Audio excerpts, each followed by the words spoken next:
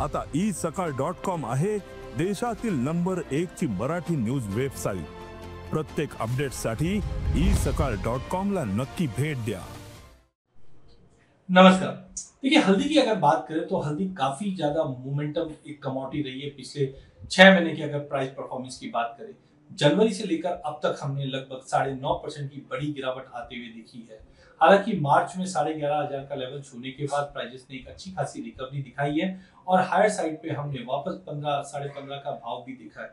But हर उछाले पे हम देखते बिकवाली बढ़ते हुए दिखाई देती है। सबसे पहले अगर बैलेंस शीट की बात करें तो पिछले 2 सालों में हमने एरिया अंडर कल्टीवेशन में काफी अच्छा ड्रॉप आते हुए दिखा है, जिसके चलते कैरी ओवर स्टॉक काफी कम है। एंड यही एक पॉइंट बोल सकते हैं जिसकी वजह से अब तक प्राइजेस बार में 14-15 के आसपास टिकी हुई है। बट इस बार मॉनसून काफी अच्छा है, फेवरेबल वेदर कंडीशन है, सोइंग का रकबा भी इस बार बढ़ता हुआ दिखाई दे रहा है। कुछ लोगों का मानना है कि सोइंग का एरिया डबल हो गया है और कुछ लोगों का मानना है कि पिछले साल भी हमने 25 से 30% का एरिया में बढ़ोतरी आती हुई देखी। इस बार भी उम्मीद है कि कम से कम 50% तक का एरिया बढ़ जाएगा। आज के डेट में बोलना बहुत डिफिकल्ट है, बट कुल मिलाकर हाँ, पिछले साल के मुकाबले एरिया में जंप आता हुआ दिखाई देगा। अभी फिजिकल मार्केट की अगर बात करें तो यहाँ पे सेंटीमेंट काफी ज्यादा खराब हुआ है। कोई ऐसा एक्टिव बाइंग है नहीं, बिकॉज जितने भी एफएमसीजी कंपनी है उन्होंने पिछले साल काफी ऊंचे भाव में ले रखा है और अभी भी स्टॉक कंफर्टेबल है। साथ में हम देख रहे हैं कि ग्लोबल मार्केट में अनसर्टेनिटी के चलते एक्सपोर्ट डिमांड पे प्रभावित हुआ है, खास करके मिडिल ईस्ट से अगर हम बात करें।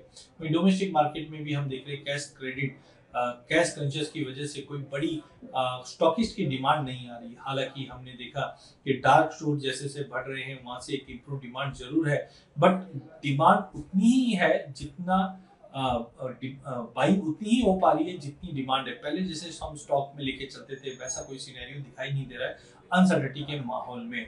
एज ऑफ नाउ हमें लगता है कि एरिया अंडर कल्टीवेशन इस बार बढ़ेगा। फेवरेबल वेदर कंडीशन ये बार में प्राइसेस में दबाव ला रहा है, बट हमारा मानना है कि फर्स्ट ऑफ ऑल कि कहीं ना कहीं कैरी और स्टॉक इतना ज्यादा नहीं है कि हमारे दिसंबर जनवरी तक पूर्ति हो जाए। और अगर जैसे पिछले साल हमने 75 लाख बोरी का प्रोडक्शन देखा, अगर इस बार क्रॉप साइज अगर डबल भी हो जाता है कि करीबन 1,40,000 का भी 1,40,00,000 का भी अगर हम प्रोडक्शन देखते हैं, तब भी आप देखिए कि कैरी और स्टॉक जो जाने वाला है वो कोई एक्स्ट्राऑर्डिनरी बड़ा नहीं बनने वाला। पाइपलाइन पूरी तरह से खाली पड़ी हुई है। अब टेक्निकली अगर आते हैं तो रिसेंटली हमने देखा प्राइसेस ने 13,000 का लेवल तोड़ा। यहाँ पे एक हार्मोनिक पैटर्न बना है। जब से ये हार्मोनिक पैटर्न बना है प्राइसेस के अंदर अच्छी खासी रिकवरी आई है।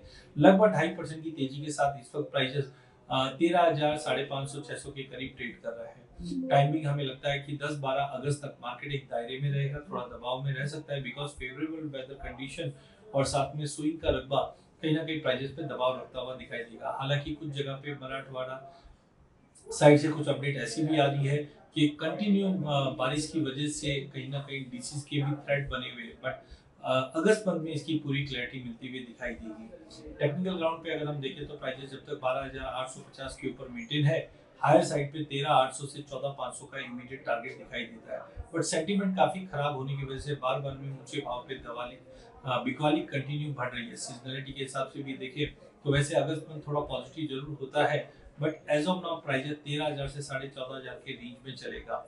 एफएमसीजी की अगर डिमांड बढ़कर आती है, एक्सपोर्ट में भी थोड़ा बहुत खुली बाइंग अगर आती है तो हो सकता है शॉर्टेज के चलते अगले 2-3 महीने में एक जंप आ जाए। लेकिन अक्टूबर मंथ में जब नया वायदा खुलता है, अगले साल के जो एक्सपेक्टेशंस बनते हैं वो काफी इंपॉर्टेंट होने वाला है, बिकॉज अगले साल फरवरी के बाद हम देखेंगे हमारे पास सप्लाई काफी ज्यादा है, इसलिए अपसाइड है बट थोड़ा सा लिमिटेड दिखाई देगा। हाँ, अभी भी मेरा मानना है कि दिसंबर तक की अगर बात करें तो कहीं ना कहीं प्राइसेस हायर साइड के ऊपर 180, 185 तक का लेवल आराम से देखने मिल जाएगा। बट टाइमिंग अगले 15 दिन की अगर मैं बात करता हूं तो प्राइसेस 12,850 से लेकर 14,500 का एक बड़ा दायरा है। इसी दायरे में मार्केट ट्रेड करेगा।